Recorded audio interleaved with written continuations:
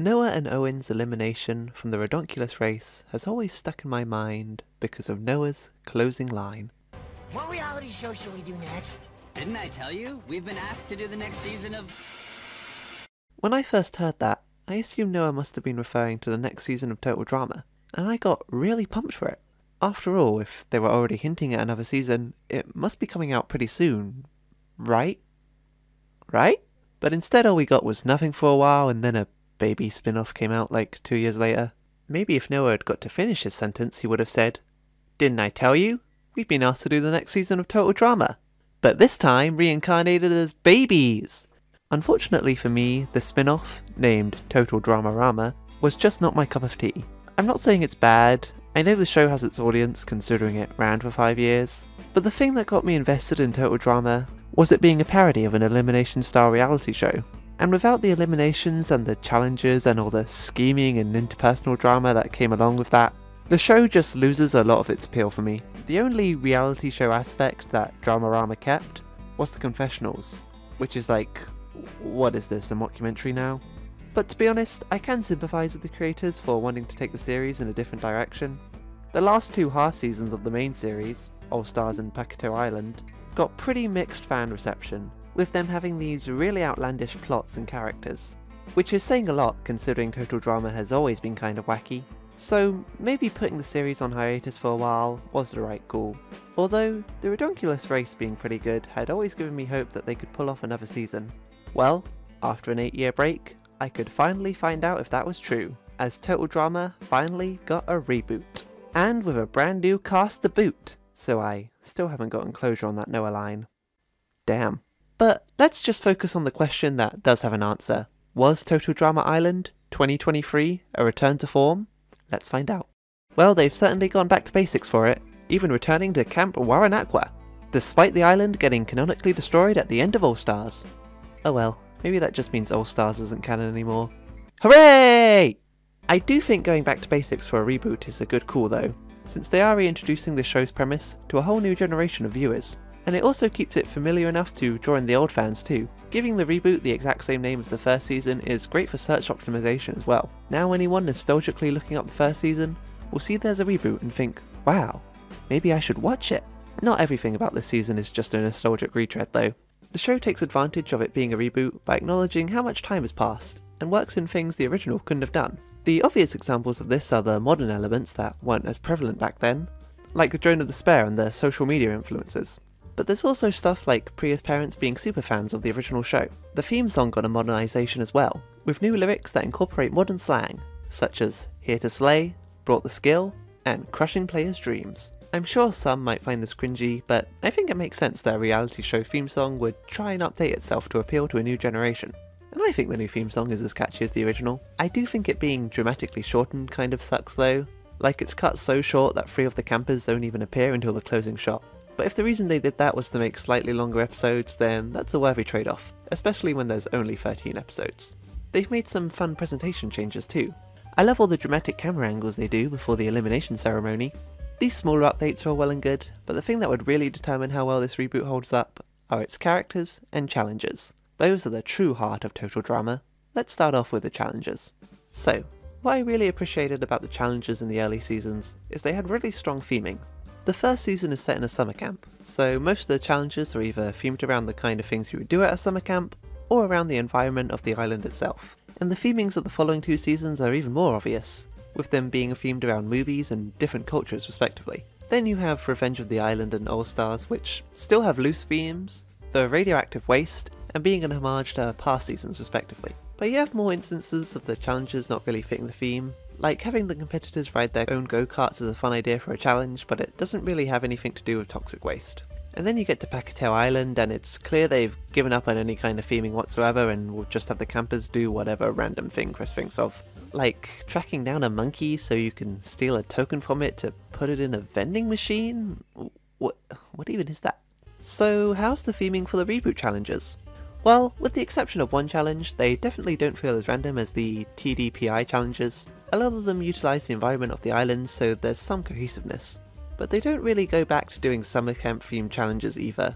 I can't really name a specific theme these challenges all share, to be honest. other than most of them being like extreme sports, but that's true of every season. Weirdly, even though I can't name a specific theme, some of the challenges still feel a little too similar to each other. Like there's free avoid the dangerous animal challenges, there's 2 obstacle course challenges, free racing across the island challenges, and free challenges that involve bringing an object to Chris. You'll notice that I've listed some challenges twice, which leads to them feeling even more similar. To be fair, similar challenges isn't a new problem for the show, but I think earlier seasons were able to space out their more similar challenges, which is a luxury having 26 episodes can afford you. Like, look at season 1. It has a dodgeball challenge, followed by a talent contest, followed by a camp out in the woods. All very different kinds of challenges while still fitting the summer camp theme. Notably, the latter 2 episodes aren't even explicitly forcing the characters to go through some kind of physical torture. Unlike the reboot, where every challenge being physical torture is like a contractual obligation. Some of the reboot's challenges are also just repeats of challenges from previous seasons, but I don't really view that as a problem, to be honest. Mainly because real reality shows also just tend to repeat the same kind of challenges every season, and to give them credit, these challenges are at least still more imaginative than the ones you would see in real life. If I were to pick a couple of my favourite challenges from this season, I would definitely say that the animal selfie challenge is up there. Incorporating selfies is another instance of the show trying to modernise, which I appreciate, and it also stands apart from the other animal challenges as the competitors can't just run away from them. I also think it's funny how Julia just gets her win handed to her because everyone else goes through shit with the animals before she even gets there. And I really like the pole balancing challenge as well. In a season where most of the challenges are these death-defying extreme sports, this one really sticks out for its low-key simplicity. It's just a straightforward endurance test to see who can stand on the pole the longest, with no crazy gimmicks. We can just enjoy the characters playing off each other in conversation for the whole episode. It's a nice change of pace.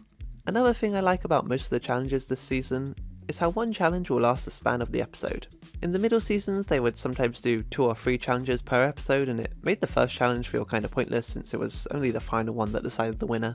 But when one challenge lasts the whole episode, you don't get that problem. And on that note, I also like that the criteria for who wins the challenge always makes sense, which probably sounds like a weird compliment, but there were some episodes from the earlier seasons where the reason for winning seemed arbitrary. Like in that camping episode, the winner was just decided by whichever team made it to the fire pit first, which made everything that actually happened at the campout feel pretty pointless.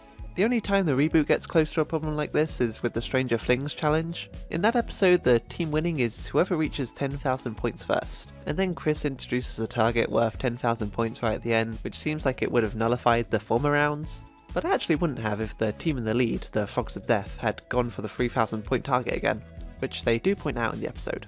The only challenge from this season that I question execution-wise is the Cassowary Egg Challenge, and that's just because I don't understand why they bother continuing with the challenge after Millie's already won. Like, there's nothing at stake at that point, so why should I care if anyone else manages to steal an egg? I think they could have easily fixed this if they had introduced some kind of penalty for the loser, that way there'd still be a reason to watch the rest of the challenge play out. Other than that, there's only one other challenge in this season I take major issue with, and even though I mostly like this season, I think the concept behind this challenge is so ridiculously bad that I consider the episode it's from to be the worst episode of Total Drama ever. And this is of course, the Farting Raptor episode. Now, Total Drama has done plenty of gross out episodes before. I could even see the argument that the eating challenge from this season is actually more gross than the farting episode, but at least the eating challenge is creatively gross. You know, I can appreciate the thought that went into coming up with all the weird dishes they had to eat, and I even think them ending the episode with them slurping up a giant tapeworm like it's spaghetti is a morbidly funny twist on the Lady and the Tramp scene. But the Raptor episode is just farting. For half an hour. That's it. And like, I'm not even above a good fart joke. I think they can be funny when they're used unexpectedly, but obviously you're not going to get that element of surprise when the entire episode is nothing but fart jokes. The absolute worst part of this episode... The absolute worst part of this episode is when they do that long close-up of Chase's ass while he's farting, and then Z has to hold his ass shut for him. It's like I seriously feel like I've ended up on the wrong side of Pornhub while watching this. I mean, yeah, there are a couple of funny non-fart related gags in this episode, like Julia reading that Raptor is a clear highlight, but it's just not enough to save this complete slog of an episode. Oh well, at least that stupid fart fairy thing from Dramarama didn't show up. God, I'm so glad I've never watched that. Also, since I'm pedantically insulting this episode anyway, what's the deal with the Raptors? Like, are they real? Does Chris just have real raptors? I guess this is just another change the series has gone through. In the first season, the animals were mostly ones you would expect to see in North America, like raccoons and bears. Even the fantastical animals like Bigfoot were tied to North American folklore. But here it's just like, okay, there are lions, and there are rhinos, velociraptors, whatever, who cares. Although, weirdly, Bigfoot isn't here. Maybe they couldn't renew his contract. Talking of contracts not getting renewed, let's move on to the characters. Starting with everyone's favourite sadistic host, Chris McLean. The most notable change about Chris this season is that he's gotten a new voice actor, this being Terry McGurin, who was the same voice actor who voiced Don in the Redonkulous Race, so it's at least a familiar voice to veteran fans. And even though his Chris performance doesn't sound anything like the original, I think McGurin still does a good, overly enthusiastic reality show host voice. Other than that, I think Chris's personality is pretty similar to previous seasons, with him getting sadistic enjoyment out of everyone else's suffering. He doesn't get a starring role in any of the storylines this season though. Like, there's no challenge that revolves around the campers having to save his life, and things don't get super personal between him and the campers either. There's no Topher level beef here. But I'm fine with him standing back and remaining an impartial host, so he can focus more on the new characters and their relationship with each other. While I think the only major change to Chris was his voice actor, Chef on the other hand has gone through the much more dramatic reimagining. Chef also has a new voice actor, that being Devin Mack, who first started voicing Chef in the Dramarama spin-off. And Mac also voices Sonic in Sonic Prime. Well, the second part of that still hasn't come out, huh? But Chef's voice actor isn't the only thing the reboot has borrowed from Dramarama. His new outfit is similar to the one from that show too. But most importantly, his personality seems to have been influenced by Dramarama as well. In that, Chef seems to generally care about the campers' well-being now, similar to how paternal he is to the kids in Dramarama. In the original show, Chef wasn't quite as sadistic as Chris, but he was still mostly on board with whatever Chris cooked up. He even tortured the campers himself in the few episodes he got to take the helm, and was much more militant about it. Now, I think making Chef a more caring person was definitely the right call for the spin-off, considering there are all babies in that, but I don't know if making him the voice of reason for the reboot was necessary. The competitors themselves are already calling out how horrible Chris is, we don't really need Chef doing that as well. But on the other hand, Chef's panic at Chris's antics does lead to some funny moments. I particularly like when his car got melted. And I guess there are times where a more rational one is needed, like when he points out that the Hockey Bros are too injured to continue. It's just weird to think that a plotline like DJ and Chef's alliance wouldn't have worked in the reboot, because Chef is almost as soft as DJ now. Chef's also been promoted to more of a co-host, usually being the one to explain the challenges or list off why a camper is at risk of elimination at the elimination ceremony. Basically, he gets more of the dry stuff, while Chris gets to commentate on all the drama. Chef still takes his cooking duties seriously though.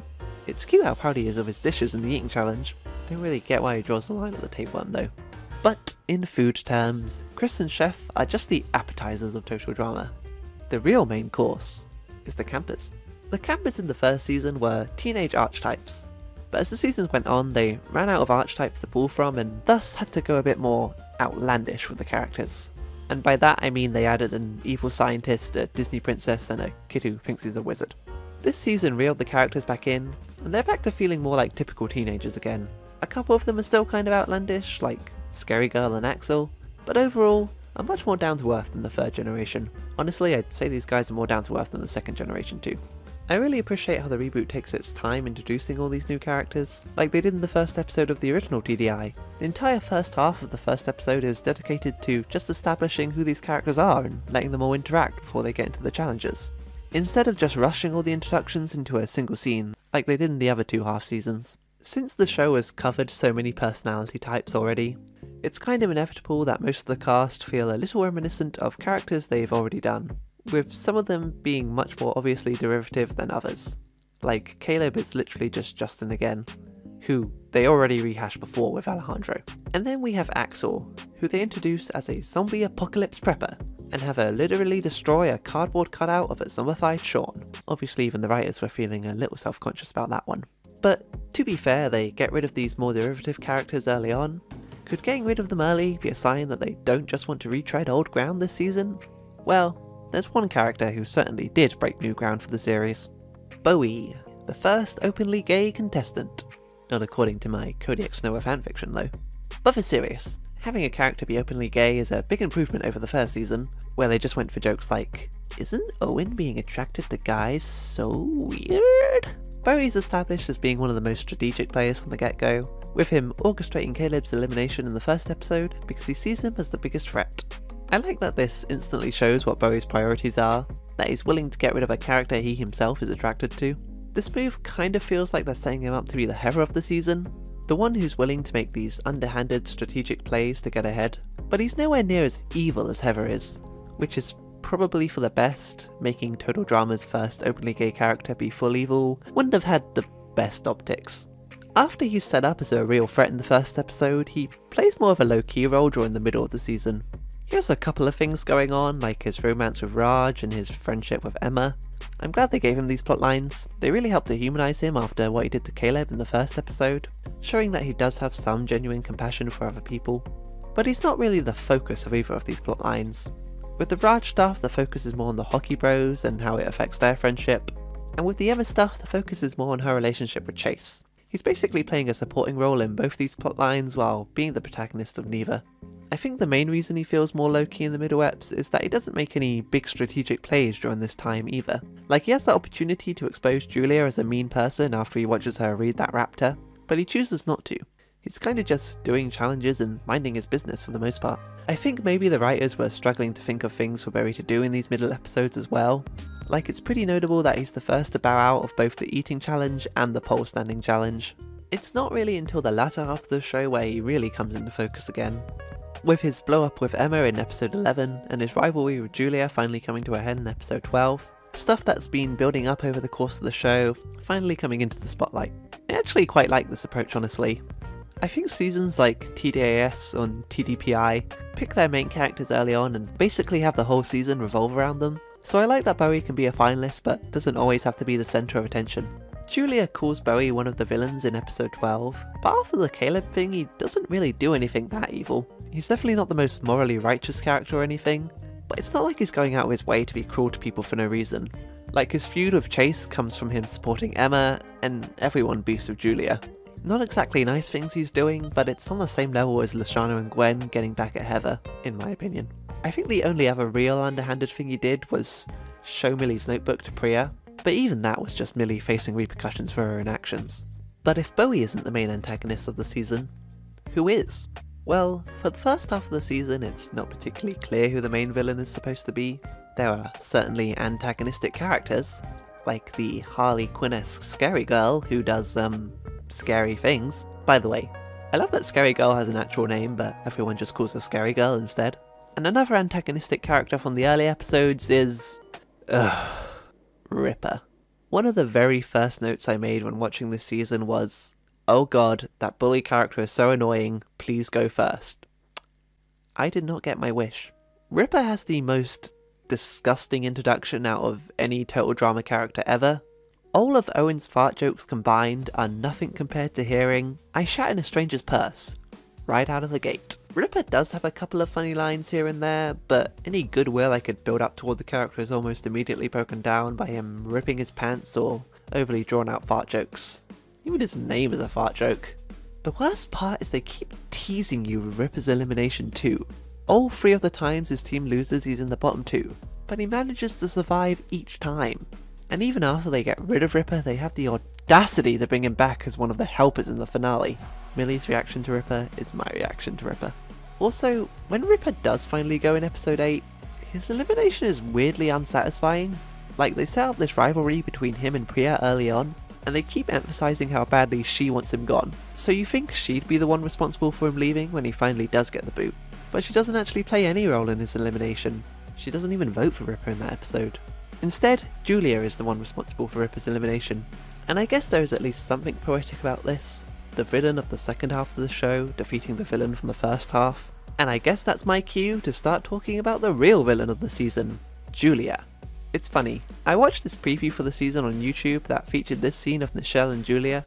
Of course he puts the 2 famous people together. Whatever, right? I'm famous. I have no idea who she is. And people in the comments were predicting that Nichelle would be the new Heather, while Julia would be the new Lindsay.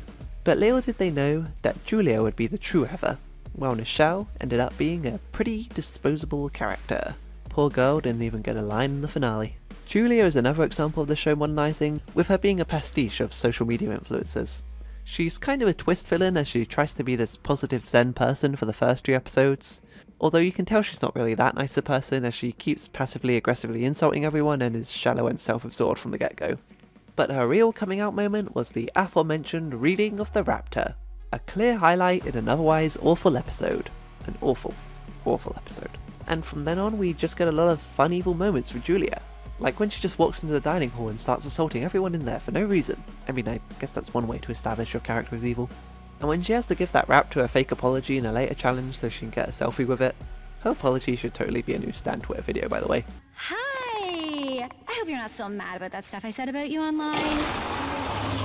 On the subject, I love that Julia being evil actually leads to her getting more social media followers. We stan a mean queen. But a lot of her most iconic moments come from her beef with Bowie. Like when Bowie said most of her followers were bots, I felt that. Although, I do think their hatred for each other kinda comes out of nowhere. Like, Bowie's the first to find out about Julia's true colours, but agrees to keep it a secret, which makes it seem like they'd be on okay terms with each other, but then they're already at each other's throats by the next episode. I think my favourite Julia and Bowie moment is when they're forced to reluctantly work together, and they have this joint confessional where they secretly admit to hoping Priya and Millie got crushed. I guess Julia does bring out the evil in Bowie. Maybe I should stop talking about the villains for now before I become too enticed by them, and move on to some of the more wholesome characters. And who's a more wholesome character than Z? Z kind of feels like the Owen of this season, in that he's a character who's there to just have fun and doesn't really get too involved in all the drama happening around him. Z even gets his own fantasy sequences, just like Owen. Although I actually like Z a lot more than Owen, because Z's jokes are actually funny. I think my favourite Z joke is when he doesn't want to talk about that alien body snatcher movie during the eating challenge. It's just such a great misdirect. Another great Z joke is how he's the first person to acknowledge how the campers just randomly get teleported to the confessional sometimes. In early season 1 it was implied that these confessionals took place after the challenge was done, which is obviously how that would work in real life. But then they gave up on that angle pretty quickly, and we later just have the campers give their confessionals in the middle of a challenge, even in situations where that wouldn't make any sense. So having the zoned out stoner character be the first one to acknowledge this is a great payoff to a decade-long running gag. Z's also an amputee, and they use his fake leg in a lot of interesting and funny ways. Like when getting rid of it defies physics in the catapult challenge, and that running gag where he keeps making up different stories about how he lost it. Love that he's never caught out about that. Because Z felt like the Owen of this season, I was hoping that would mean he'd make it to the finale, and I was disappointed he only just passed the halfway mark. Oh well, there's always next season. Hey, his positive attitude is starting to rub off on me. Alright. Speaking of wholesome characters who left disappointingly early, we also have the Hockey Bros, Wayne and Raj. The two of them are not so bright hockey-obsessed jocks. Over the course of the show, Raj develops feelings for fellow competitor Bowie. Finally, gay himbo representation. And Wayne just really wants Raj to come out to him so he can be supportive. Finally, himbo ally representation. This leads to a lot of cute moments between them, as Wayne tries to show his support for his friend, and is definitely the sweetest part of the whole season. Although we mainly see this from Wayne's perspective, the focus is on how much he wants Raj to come out to him. And I wish we got to see a little more from Raj's perspective, to know what he's going through. Is his crush on Bowie the first time he's had feelings for a guy? How does he feel about coming out? Did he have any hesitations about telling Wayne? As is, it's not really clear why he decides to tell Wayne. He just doesn't tell him for a few episodes and then eventually he does. Because I guess they're getting eliminated that episode, so it's now or never. And it's left unclear if Raj was deliberately keeping it secret at first, or if he was always planning on telling Wayne. There's just a lot of unknowns about Raj that I wish we got to find out. Also, I think it's kinda lame that they get eliminated by injury. Like, total drama characters get attacked by animals and fall off cliffs all the time. You're telling me the two Hockey Bros couldn't survive that, but the social media influencer can survive getting carried away by bees? I wish Bowie and Raj's relationship could have gotten more development too. As is, I don't really get much of a sense of what their relationship is like, and their interest in each other seems a bit surface level. I think they could have used a bonding episode similar to what Gwen and Trent got early on in the Big Sleep episode of Total Drama Island. The gay pairing of the show feeling kind of underdeveloped stings even more when you take into account how much focus the hetero pairing of the season got. Speaking of, the main romance of this season is Emma and Chase, and other like all the main series Total Drama romances, this one was formed prior to the show and has already broken up before it begins. This is interesting because most Total Drama romances are built on the developing feelings between the two characters, and try to make the audience genuinely invested in seeing the characters get together. But this one is the complete opposite. It's made clear that Chase is an awful boyfriend from the get-go with absolutely no redeeming qualities. There is no moment in the show where it is genuinely suggested that the two of them getting back together is a good idea. And any time Emma thinks she sees a good quality in Chase is played off as a joke to make fun of how much Emma is deluding herself. And honestly, I love that! Making the main romance of this season this completely terrible relationship that we can just laugh at the whole time is such a refreshing turn from trying to make me invested in the most bland, by-the-numbers romance ever. I don't like a lot of later season total drama romances, because the show tries so hard to get you invested in characters that are completely defined by their romantic plotline, but don't have any interesting characteristics outside of it. Wherever you like the character lives or dies with how invested you are in their relationship. Chase and Emma still have the defined by their relationship problem, but because they never attempt any real shipping scenes with them, it doesn't matter if I don't care about them getting together. I can just sit back and laugh at how awful they are for each other. I do think the plotline starts to drag in the middle though. Like, I don't know if we needed 2 separate episodes of them getting back together because of a misunderstanding. Of the 2 times they get back together, I definitely think the second time in A Whole Lot of Trouble is the funnier one, with Chase not understanding what a selfless act is, and then Emma mistaking his pizza amnesia as him defending her. Also, I love the detail that when Chase finally accepts that he and Emma aren't together anymore, is exactly when she wants to get back together with him. Another thing that really sells me on the Emma Chase storyline is Bowie's constant judgment of them. I love how invested he gets in their relationship drama, declaring that straight couples are messed up while still eagerly indulging in their drama as much as possible. The cumulation to all of this is funny too. How Emma gets back with Chase and then she gets mad at Bowie because he agreed with all the mean things she used to say. Such a funny scene. Although it's pretty sad that Bowie and Emma end things off on bad terms. Hopefully they patch things up next season. An aspect of Chase's character I think is underutilised is him being this prankster daredevil streamer. I think it's a funny idea. I can definitely imagine that's the type of fame-hungry person that would apply for Total Drama Island, and I like the show doing a parody of something modern. But other than the prank he pulled on Emma, they don't really do much with this angle. He doesn't try and prank the other campers, and he doesn't even try and pull any stunts once he's on the island. You know, outside of the stunts he has to do for the challenges. I think his character just becomes so consumed by the Emma relationship that they miss some other comedy avenues of him. I do think it's lame that Emma and Chase leave in back-to-back episodes as well. I think there should always be a gap between the couple's eliminations. At least Emma's elimination has some dramatic irony to it though. She came on the show to make amends for destroying an animal hospital, and left killing a turtle. Something else pretty atypical of this season is that the romance isn't the main through line. Normally total drama will have a romance be the main story arc of the season, with it not reaching its resolution until the finale. This was the case with Heather and Alejandro in World Tour, Mike and Zoe in All Stars, Pacatow Island had 2 romances going on in its finale, but for the reboot, the romance isn't actually the main focus this time. Instead, the main relationship arc is the friendship between Priya and Millie. I think making a friendship the main focus is actually a nice change of pace. It means we don't have to go through the motions of establishing a romantic connection between them. You know how they have to have their characters blush and stumble over their words because that's like the only way to convey that there's romance there. Instead, the friendship just has to be established by them hanging out and talking with each other, which in my opinion is a much more convincing way to show 2 people have a connection. As for the characters themselves, Priya is a girl who's been in training to compete in Total Drama since birth, due to her superfan parents. Hang on a second. In the reboot, they say the original Total Drama Island aired 15 years ago, but aren't all the campers 16? So how could Priya have been in training since birth if she was born after the show existed? Hashtag plot hole. God, I can't believe it's been over 15 years since the show first aired. I am too old for this. It's quickly revealed that Priya is only competing for her parents' sake, and would actually rather go to med school, which her parents are against. This is actually a pretty funny twist on the usual kind of controlling parent storyline, as usually it would be the other way around. Although, once this was introduced, I assumed that Priya's arc would be her learning to stand up for herself against her parents, that she shouldn't be putting herself through this ridiculous life-threatening competition that she doesn't really even want to do, just so her parents can live vicariously through her. But she never really does question them or why she's competing. In fact, she ends up winning in the end, so I guess her parents constantly putting her through physical torture her whole life paid off for them in the end. I don't know, this plotline just feels like it's left unsatisfyingly unresolved. Not saying that Priya needed to full-on hate her parents by the end, it would have just been nice to see her put her own needs first. You know what, they should have had the characters make a phone call home in the last episode, like they did in Revenge of the Island. That would have helped to wrap up the parent storyline. What's also funny is that Priya is against being mean to people and struggles to deal with some of the weirder characters on the show.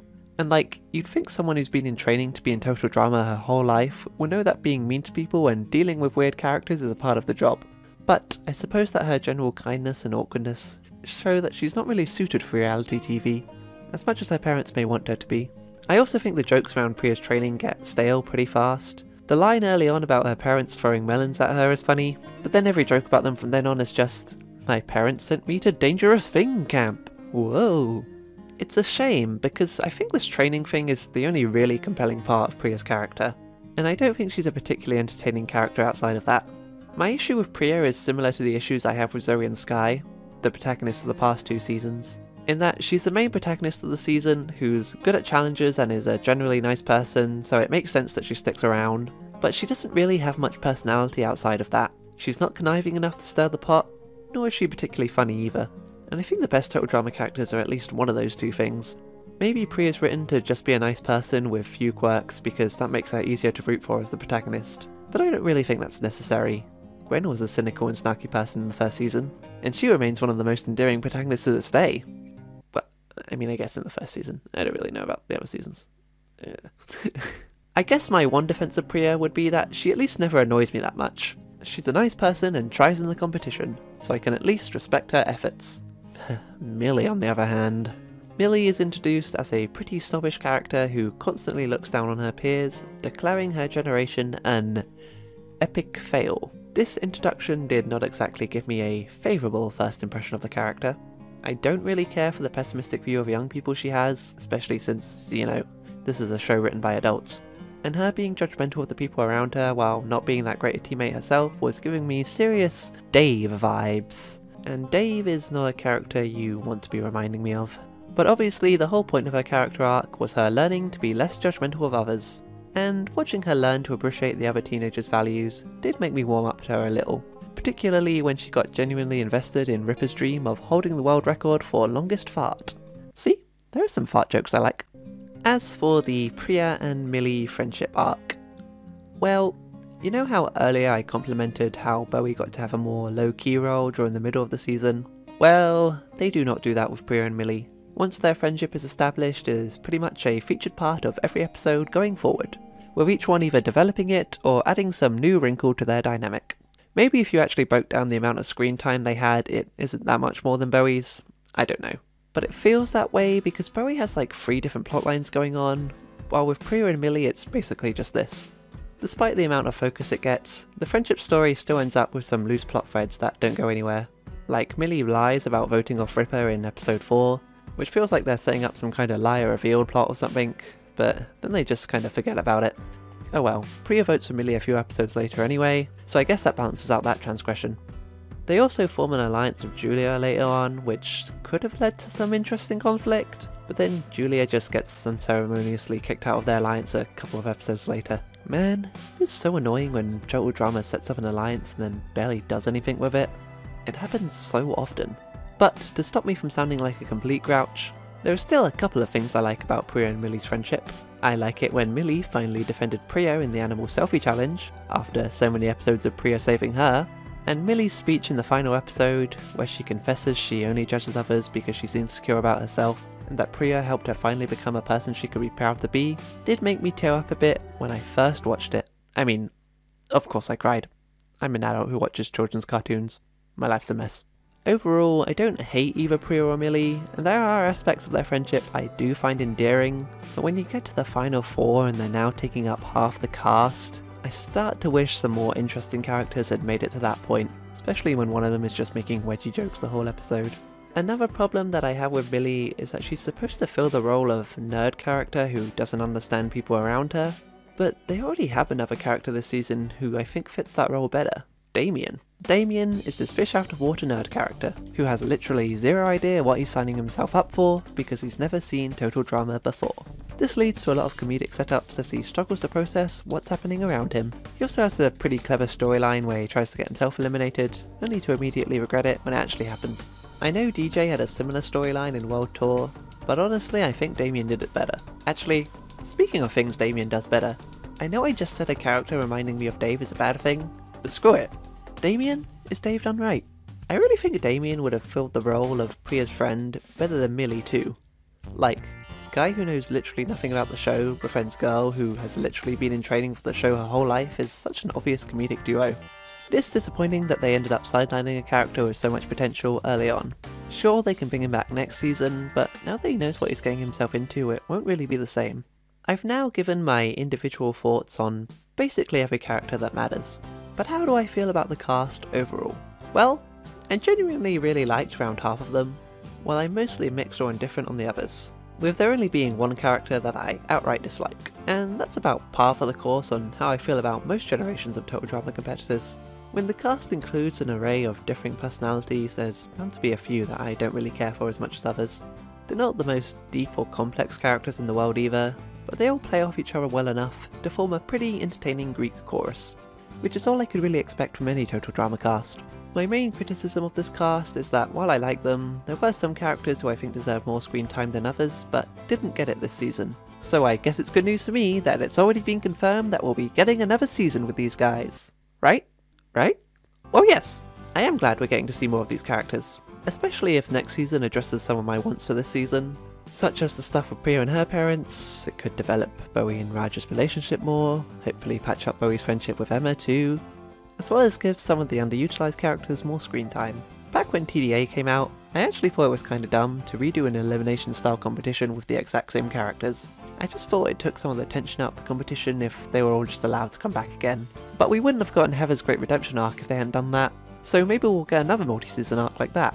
The thing I question about this decision is, if they were already planning on doing at least 26 episodes anyway, and using the same cast for all of it, why not just do one 26 episode long season instead of breaking it up into two?